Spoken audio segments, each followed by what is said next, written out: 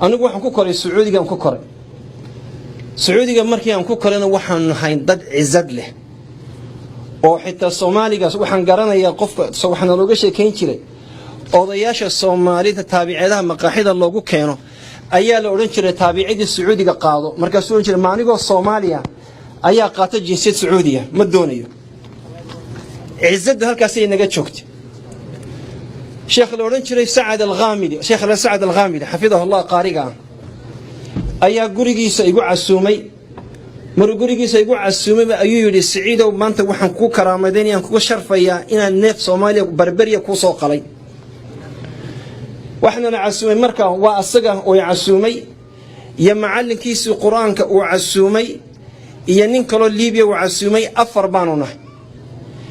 معلم كيس القرآن ayaa wuxuu yiri ya Sheekh Saad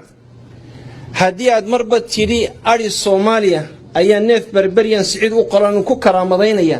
fatwan ku haya culamadii Soomaaliya joogtay ay qoreen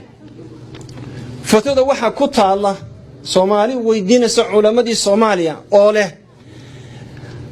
hadii aanu nahay dad Soomaaliyeed dadka Sacuudiga degan sadaqa ma loo qaadi karaa dadka Sacuudiga degan Sacuudiyiinta ay batroolka maanta ku cabaya tumbadaha sadaqa ma loo qaadi kara culamadii Soomaaliyeed baa la weydiiyay Masrigiiba wuxuu yiri Sheekh Saad wata xalka Soomaaliya halkaas ay haan jireen sida rag sharaf leh oo qiimo leh dad qiimo leh ay haan jireen Saad al-Ghamidi markaa wuxuu yiri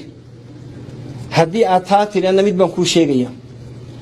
wuxuu yiri aniga aabahay oo nool maanta Saad al-Ghamidi aabihi oo nool